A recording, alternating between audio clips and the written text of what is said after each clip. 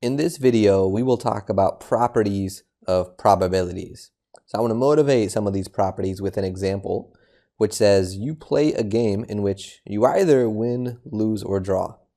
An experiment consists of recording the results from 2 games. So this is actually an example that we looked at in a previous video of this section, and we wrote down the sample space. So this consists of all possible outcomes from this experiment, and we found that there were 9 total outcomes.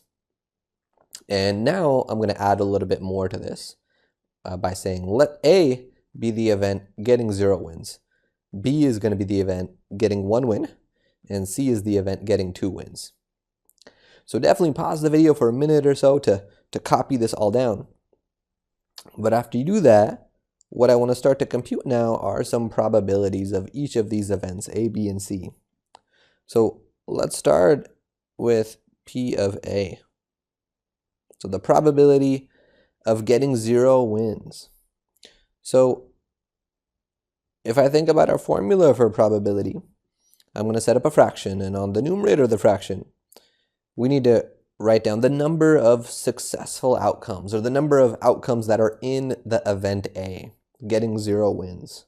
So I'm going to write the number of ways to get what I care about, which is 0 wins. That's what I care about in A, that event. And I divide it by the total number of outcomes.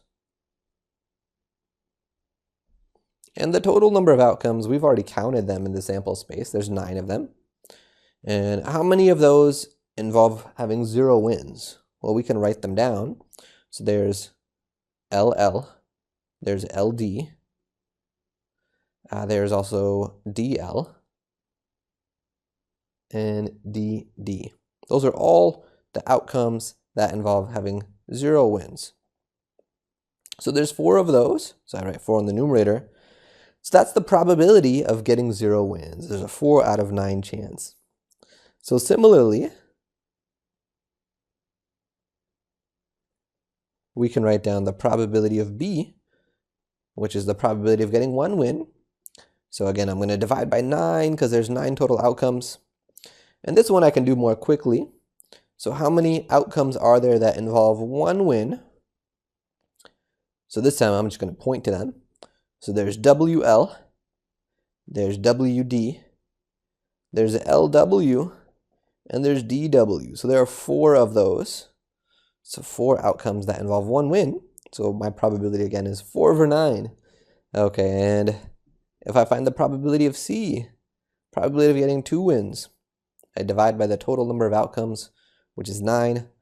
But how many ways are there to get 2 wins? Because that's what I put on the numerator.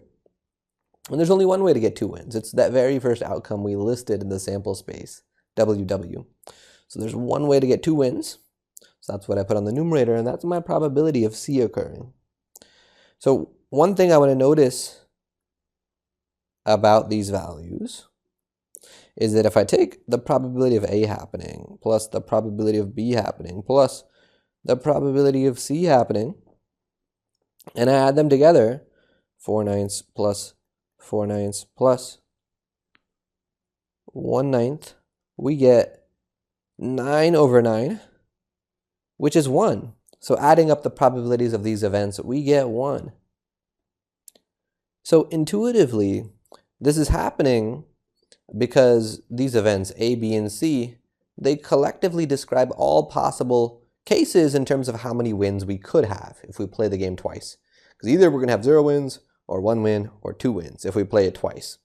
So intuitively, we should get that the probabilities add up to 1 to describe, everything that's happening. So I'm going to state this more generally as a property. So in general, if we have events A1, A2 up until AK, and these are pairwise disjoint events. So that means that any 2 of them don't have any overlap. If I look at any two of these sets, they have no elements in their intersection, no elements in common. And also, if the union of A1, A2 up to AK is the set of all possible outcomes, then there's a couple of properties I can write down.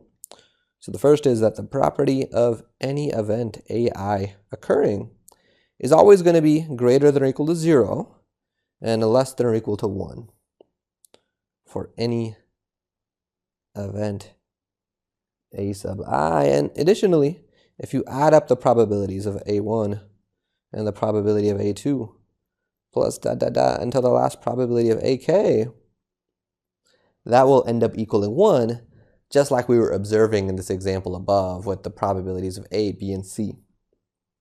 Okay, so I want to end this video with one other note about this. So if the probability of some event A equaled 1, that's the biggest the probability of an event can be from property 1. This means that A definitely happens.